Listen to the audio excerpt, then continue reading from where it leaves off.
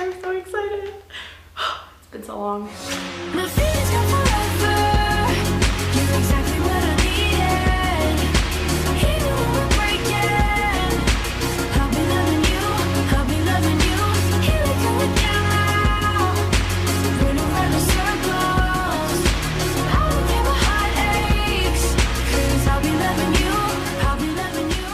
Hello everyone and welcome back to my channel. So today I'm here with a new DIY video. It's been a while since I last made one, so I'm extra excited for this one. And as you can tell from the title, this one is about customizing your furniture, specifically IKEA furniture. Because we all love to go to IKEA, that means that we not only recognize IKEA furniture and we're like, that is from IKEA, that is from IKEA, but it also means that we all end up having the same furniture, and I think that's kind of boring. So today I'm going to show you 3 easy ways to spice up your furniture, make it your own, put your own spin on it. With that being said, the first one is actually one that I've seen on Tumblr and Pinterest quite a lot, so that probably won't stand out too much, but it is still a DIY IKEA hack, so I thought I would include it in this video. And if you want to make it your own, you can always change up the color or add some washi tape, or there's a million ways to change up your furniture, which is what this video is about. And without further ado, let's get on into it.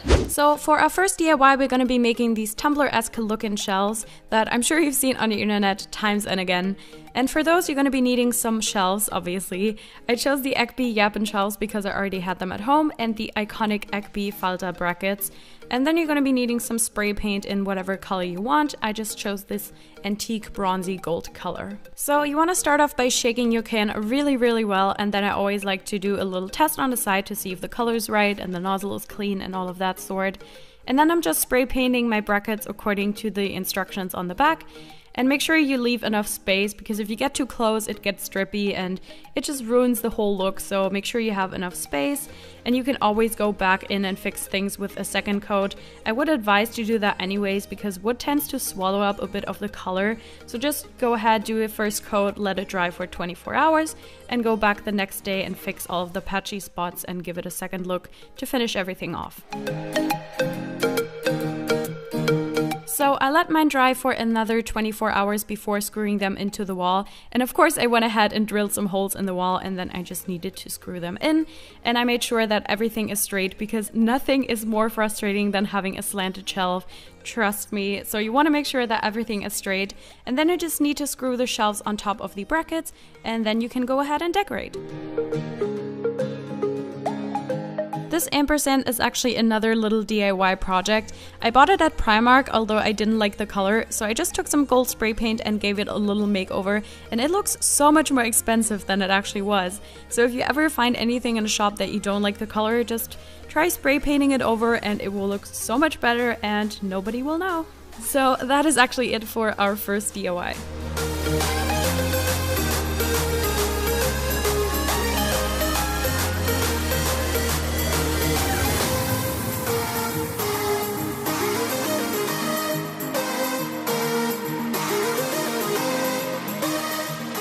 For the second DIY, I'm going to show you how I made this gold wall lamp that is next to my bed. And for that, you will need the Austin wall lamp. I've had this for such a long time, but it just didn't go with my room, so I wanted to spray paint it gold. You'll need some type of base to make your spray paint stick to the metal of the lamp, some spray paint in the color of your choice, some tape, I would recommend painter's tape, but whatever you have is fine, and some washi tape, again in the color of your choice. So first you will need to take apart your lamp, and if you just bought it, then this will already be done for you, so that's good. And then take the tape and tape up all of the parts that you don't want to get spray paint on. So anything that's inside of the lamp, the cable, all of the little details, basically anything you don't want to paint, just tape it up. Then just take your base coat and spray the entire lamp just like you would with any other spray paint as well. Make sure you don't get too close so it doesn't get drippy, and cover all of the details, and you guys know. And just let that dry for about 24 hours before going in with the actual spray paint. And because we used a base coat, this should be pretty opaque and you should get away with only doing one coat. But if it's not opaque enough, or you just run out of spray paint like I did, then you can always go in with a second coat the next day and just fix that problem. And while our paint is drying, we can attend to the lampshade. So I'm just using some washi tape to make the rim of that gold. You can also use some spray paint for this part, whatever you want to. You can also color it. Feel free to get creative with this part. I just thought washi tape would be easy if I ever want to change the color. But like I said, it is your lamp. Who am I to tell you what to do with your lamp? Do whatever you want. And once everything is dry, you can take off the tape from your lamp. And this is why I suggested you use painter's tape instead of the one I used, because for some reason it got really sticky and it was really hard to get off and left this really weird sticky residue. So if that happens to you, there's an easy way to fix it. You can just take a nail polish remover wipe and just wipe down the cable and all of the little parts that you maybe accidentally got some spray paint on, because that happened to me as well. It's really hard to tape off those little parts properly, so if you got any paint on those, then nail polish remover will totally fix that problem. And once that is all done, you can just screw together your lamp, screw it into the wall, and then you're done. Doing it all night. Doing it all summer. Doing it all night. Doing it all summer. And for the third DIY, I'm going to show you how I made over my bedside table that I've had for such a long time as well, and it was in desperate need of a makeover.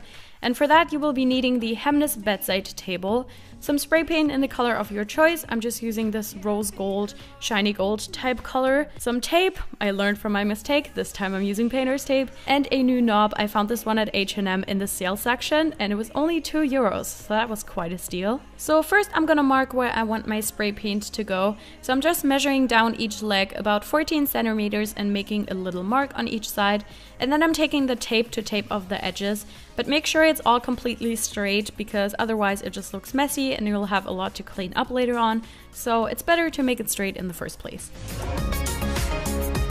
And then I'm also covering up the surface of the table so I don't get any spray paint on that, and I'm just using an old plastic bag for that and some tape and taping it to the legs. Then I'm just taking my spray paint and I'm painting away. You probably know the drill by now. To be honest, I would probably do a coat of base first now, because mine was a bit runny and it looked patchy before it dried. It looked fine after, but if you want to make sure that everything is nice and smooth, I would just do a coat of base just in case. That totally rhymed. And if you have anything that got spray painted, although it shouldn't have, or if you have any edges that are not as straight yet, you can just clean those up with a nail polish remover wipe.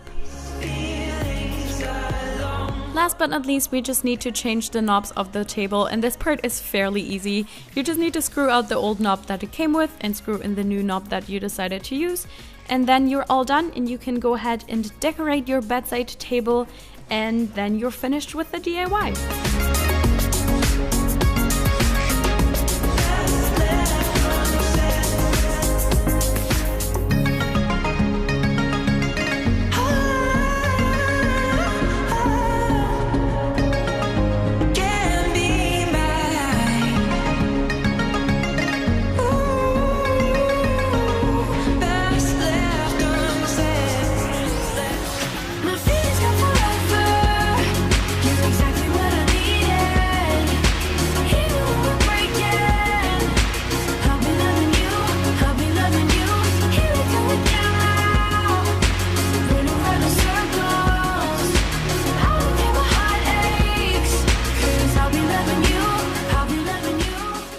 That was it for my DIY IKEA hacks video. I really hope you enjoyed it. Make sure to give it a thumbs up if you did. And if you're not subscribed to my channel, you can do that down there. Can you? Is it down there? I don't even know. I'm gonna leave a subscribe button up here so you can go and subscribe to see whenever I make a new video. And I'm gonna go now. I hope you're having a great day or night whenever you're watching this, and I will see you guys in my next video.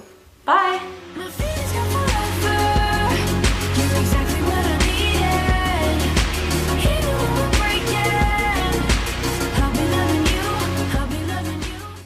To spice up your bye-bye vlog camera on Tumblr and Pinterest, Pinterest, why can't I say Pinterest? What the fuck?